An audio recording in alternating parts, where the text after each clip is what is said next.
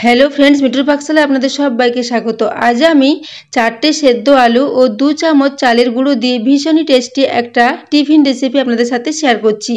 एजोन्नो प्रथमे 4টে मीडियम साइजेर आलूके आमी सेদ্ধ करे खोसाटा छाड़िए निएछि। एरपर এই 4টে आलूके एक ग्रेटारेर साहाज्ये एइभाবে ग्रेट करे नेब। तो बंधुरा आजके आमी एक भीषण टेस्टी टिफिन रेसिपि आपनादेर साथे शेयर करेछि। এই রেসিপিটা যদি আপনাদের ভালো লেগে থাকে তাহলে অবশ্যই চ্যানেলটি সাবস্ক্রাইব করে আমার পাশে থাকবেন এবং পাশে থাকা বেল আইকনটি অবশ্যই প্রেস করে রাখবেন, তাহলে আমি যে কোনো নোটিফিকেশন ছাড়ি না কেন তা সবার আগে আপনার কাছে পৌঁছে যাবে। তো দেখুন এখানে আলুগুলো সমস্ত আমি একটা গ্রেটারের সাহায্যে গ্রেট করে নিচ্ছি। তো বন্ধুরা আমরা বাচ্চাদের জন্য প্রতিদিনই বাড়িতে নানা রকম টিফিন তৈরি করে থাকি। তো এইরকম ভাবে এই আলু ও চালের গুঁড়ো দিয়ে যদি এই টিফিন রেসিপিটা ট্রাই করা হয় তো এই রেসিপিটা কিন্তু খেতে দুর্দান্ত হয়।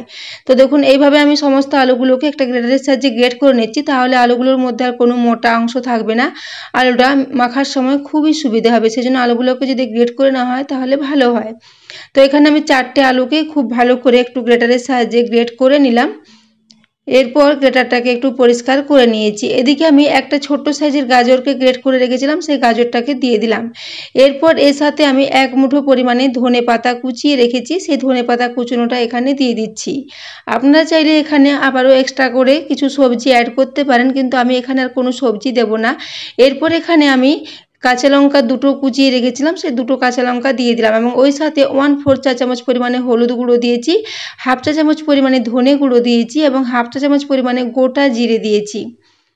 এরপর এখানে দিয়ে দেব স্বাদ মতো একটু লবণ। দেখুন এখানে আমি স্বাদ মতো লবণটা দিয়ে দিয়েছি। এরপর এখানে আবারও কিছু মশলা দিয়ে দেব, যেমন এখানে আমি একটু গোলমরিচের গুঁড়ো দিয়ে দিচ্ছি 1/4 চা চামচ পরিমাণে এবং এখানে দিয়ে দেব 2 বড় চামচ পরিমাণে চালের গুঁড়ো। চালের গুঁড়ো এখানে আমি 2 টেবিল চামচ পরিমাণে দিয়েছি। তো আপনাদের যদি মাখার সময়তে মনে হয় মিশ্রণটা খুব বেশি নরম হয়েছে, সেই ক্ষেত্রে আপনারা আবারও একটু চালের গুঁড়ো অ্যাড করতে পারেন। তো দেখুন এরপর আমি চালের গুঁড়োটাকে দিয়ে খুব ভালো করে এটাকে মেখে নিচ্ছি। চালের গুঁড়ো আলুর সাথে যদি এভাবে মেখে এই রেসিপিটা তৈরি করা হয় তাহলে এটা খেতে দারুণ হয় এবং ভীষণই খাস্তাও মুচমুচে হয়। এজন্য চালের গুঁড়ো দিয়ে এই রেসিপিটা আমি তৈরি করেছি, এটা খেতে দুর্দান্ত হয়। তো বন্ধুরা এটাকে আপনারা বাচ্চাদের স্কুলের টিফিনে বা বিকেলে চায়ের সাথে স্ন্যাক্স হিসাবেও তৈরি করে নিতে পারেন। ভীষণই টেস্টি হয় খেতে এবং বাড়িতে থাকা খুব কম উপকরণ দিয়ে খুব কম মশলা দিয়ে এই রেসিপিটা তৈরি হয়ে যায়। তো দেখুন আমি হাতের সাহায্যে খুব ভালো করে এটাকে একদম ঠেসে ঠেসে মেখে নিচ্ছি, সমস্ত মশলা এবং উপকরণ যাতে আলুর সাথে মিশে যায়, সেজন্য এটাকে খুব ভালো করে হাতের সাহায্যে একটু এভাবে মিশিয়ে নিচ্ছি এবং ভালো করে মেখে নিচ্ছি, একটা ডো মতো তৈরি করে নেব। তো এখানে আমি আর চালের গুঁড়ো ব্যবহার করতে হয়নি, তবে আপনাদের যদি ডোটা খুব বেশি নরম হয়ে যায় সেক্ষেত্রে আপনারা এটার সাথে এক্সট্রা আবারও চালের গুঁড়ো মিশিয়ে ডোটা তৈরি করে নেবেন। তো দেখুন এখানে খুব ভালো মতো একটা ডো তৈরি করে নিয়েছি। এরপর আমি হাতটাকে একটু পরিষ্কার করে নেব, তারপর হাতে একটু তেল মাখিয়ে নেব। তো দেখুন দু হাতে একটু খুব ভালো করে তেল মাখিয়ে নিয়েছি। তারপর এর থেকে একটু করে মিশ্রণ নেব আর বেশ লম্বা লম্বা আকারের একটু গড়ে নেব। তো বন্ধুরা আমি এটাকে আজ একটা কাটলেটের রেসিপি আপনাদের সাথে শেয়ার করেছি, আলুর কাটলেট বলতে পারেন এটাকে। তো এটাকে আপনারা বিভিন্ন শেপে তৈরি করে নিতে পারেন, যার যেরকম শেপ তৈরি করতে সুবিধা হবে। আমি এটাকে এরকম লম্বা লম্বা আকারে কাটলেটের মতো করে তৈরি করেছি। তো বন্ধুরা এই রেসিপিটা খুবই সহজে খুব চটজলদি তৈরি হয়ে যায়। তো হাতের সাহায্যে এইভাবে এটাকে আমি তৈরি করে নিলাম। এইভাবে লম্বা লম্বা করে আমি প্রত্যেকটা কাটলেটকে তৈরি করে নেব। তো বন্ধুরা এই রেসিপিটা আপনারা বাচ্চাদের স্কুলের টিফিনের জন্য বানিয়ে নিতে পারেন, বাচ্চারা তো ভীষণই পছন্দ করবে এবং চালের গুঁড়ো দেওয়ার জন্য এটা ভীষণই খাস্তা ও মুচমুচে তৈরি হয় এবং এটা বানিয়ে নেওয়া খুবই সহজ, খুব বেশি উপকরণ লাগে না, খুব চটজলদি এটা তৈরি হয়ে যায়। তো বন্ধুরা আজকের এই রেসিপিটা যদি আপনাদের ভালো লেগে থাকে তাহলে বন্ধুদের সাথে অবশ্যই একটু শেয়ারও করে দেবেন এবং রেসিপি পছন্দ হলে অবশ্যই একটা লাইক করে দেবেন। তো দেখুন এরপর আমি অল্প করে মিশ্রণ নিচ্ছি আর এই লম্বা লম্বা আকারে কাটলেটের আকারে এগুলোকে তৈরি করে নিচ্ছি। এখানে আপনারা যদি চালের গুঁড়ো ব্যবহার করতে না চান সেক্ষেত্রে এখানে অল্প সুজি দিয়েও এই রেসিপিটা তৈরি করে নিতে পারেন, সেক্ষেত্রে এই রেসিপিটা খুবই ভালো মতো তৈরি হয়ে যাবে। তো দেখুন এইভাবে আমি প্রত্যেকটা কাটলেটকে তৈরি করে নেব আগে, তারপর এগুলোকে তেল দিয়ে ছেঁকে নেব। তো প্রথমে এখানে আমি 3টে তৈরি করেছিলাম, বাকি দেখুন সমস্তগুলো এখানে তৈরি করে নিয়েছি। তবে আমি যে পরিমাণে এখানে আলু ও চালের গুঁড়ো নিয়েছি তাতে আমার মোট 12টা মতো কাটলেট এখানে তৈরি হয়েছে। তো এদিকে আমি গ্যাসে একটা ফ্রাই প্যানে অল্প তেল দিয়ে এটাকে গরম নরম হওয়ার জন্য রেখে দিয়েছি। এখানে আমি খুব বেশি তেল দিইনি, হাফ কাপ মতো তেল দিয়েছি। তেলটা যখন খুব ভালো মতো গরম হয়ে যাবে এই কাটলেটগুলো সমস্ত একটা একটা করে আমি দিয়ে দেব। এখানে আমি যেহেতু একটা চওড়া ফ্রাই প্যান নিয়েছি তাই সমস্ত কাটলেটগুলো আমার একেবারে ভাজা হয়ে যাবে। এটা যদি আপনাদের ছোট ফ্রাই প্যান হয় তাহলে সবগুলো একসাথে ভাজা যাবে না, তখন এটাকে দু ব্যাচে করে ভেজে নিতে হবে। তো যেহেতু বড় ফ্রাই প্যানটা নিয়েছি সেজন্য এগুলো সমস্ত একই সাথে ভাজা হয়ে যাবে।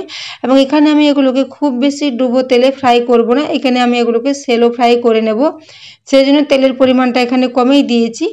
এইভাবে দেখুন সমস্ত কাটলেটগুলোকে একটু করে জায়গা করে একটু নিয়ে নিচ্ছি, তারপর কাটলেটগুলোকে একবারে ভেজে নেব। এই সময় গ্যাসের ফ্লেমটা আমি মিডিয়ামে রেখেছি, মিডিয়াম ফ্লেমে এগুলোকে লাল লাল করে ভেজে নেব। তো বন্ধুরা আজকের এই রেসিপিটা যদি আপনাদের ভালো লেগে থাকে তাহলে অবশ্যই কমেন্ট সেকশনে গিয়ে একটা কমেন্ট করে জানাবেন যে আপনাদের কেমন লেগেছে, এবং রেসিপিটা আপনারা বাড়িতে অবশ্যই ট্রাই করবেন। এটা খেতে দারুণ হয়, খুবই মুচমুচে এবং খুবই খাস্তা হয়।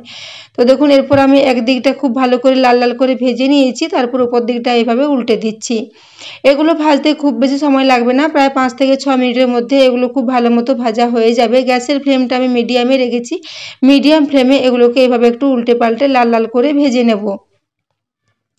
তো আমরা বন্ধুরা প্রতিদিনই নানা রকমের টিফিন রেসিপি তৈরি করে থাকি, তো এরকমভাবে এই রেসিপিটা আপনারা বাড়িতে ট্রাই করবেন, বাচ্চারা তো ভীষণই পছন্দ করবে। তো দেখুন এরপর এইভাবে এগুলোকে সমস্ত উল্টে নিচ্ছি। এইভাবে এগুলোকে আমি একটু লাল লাল করে ভেজে নেব। এখানে আমি আলুর সাথে শুধুমাত্র গাজর ও ধনেপাতার ব্যবহার করেছি, আপনারা চাইলে এখানে আবারও অন্যান্য ক্যাপসিকাম, বিনস বা মটরশুঁটি ছোটো ছোটো করে টুকরো করে এর সাথে মিশিয়ে নিতে পারেন, সেক্ষেত্রে এই রেসিপিটা খেতে দুর্দান্ত হবে। তো দেখুন এইভাবে আমি এক পিঠ উল্টে দিয়েছি, অপর দিকটাও একটু লাল লাল করে ভেজে নেব। এবং গ্যাসের ফ্লেমটা এগুলো মিডিয়ামতে ভাজতে হবে, লো ফ্লেমে ভাজলে এগুলো নরম হয়ে যাবে, এবং মিডিয়াম ফ্লেমে ভাজলে এগুলো খুবই খাস্তা ও মুচমুচে মতো তৈরি হবে। দেখেই বুঝতে পারছেন এর কালারটা কত সুন্দর এসেছে এবং এগুলো খুব ভালো মতো ফ্রাই হয়ে গেছে। এরপর এগুলোকে আমি একটা ছান্তার উপর তুলে নিচ্ছি যাতে এক্সট্রা তেলটা ঝরে যায়। তো দেখুন বন্ধুরা এর কালারটা খুবই সুন্দর হয়েছে এবং উপরটা ভীষণই মুচমুচে ও খাস্তা হয়েছে।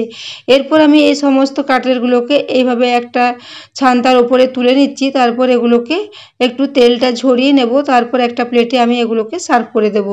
তো বন্ধুরা রেসিপি ভালো লাগলে অবশ্যই একটা লাইক করে দেবেন, এবং রেসিপি পছন্দ হলে অবশ্যই কমেন্ট করে জানাবেন যে আপনাদের কেমন লেগেছে। তো দেখুন এরপর আমি সমস্ত কাটলেটগুলোকে একটা একটা করে এইটার মধ্যে নিয়ে নিচ্ছি, তাহলে এর মধ্যে যে তেলটা থাকে সেটা ঝরে যাবে।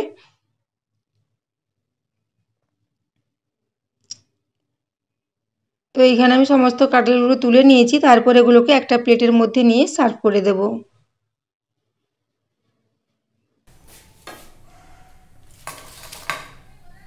তো দেখুন এখানে সমস্ত কাটলেটগুলো আমি প্লেটের মধ্যে নিয়ে নিয়েছি। এটাকে আপনারা চাইলে বাড়িতে টমেটো সসের সাথে সার্ভ করতে পারেন, কিংবা এগুলোকে বিকেলের চায়ের সাথেও সার্ভ করতে পারেন, খেতে দুর্দান্ত হয়। এবং দেখুন এর শব্দটা শুনে আপনারা বুঝতে পারছেন যে এর উপরটা কতটা খাস্তা ও মুচমুচে হয়েছে। উপরটা ভীষণই খাস্তা ও মুচমুচে হয় এবং ভেতরটা নরম থাকে। তো দেখুন একটা আমি ভেঙে দেখিয়ে দিচ্ছি। আলুর মধ্যে নানা রকম মশলা দেওয়ার জন্য এর টেস্টটা অসাধারণ হয় বন্ধুরা, এটা আপনারা অবশ্যই বাড়িতে ট্রাই করবেন। তো বন্ধুরা এতক্ষণ পর্যন্ত এই রেসিপিটি দেখার জন্য আপনাদের অশেষ ধন্যবাদ। আবারও চলে আসবো নিত্য নতুন কোনো ভিডিও নিয়ে, ততক্ষণের জন্য ধন্যবাদ।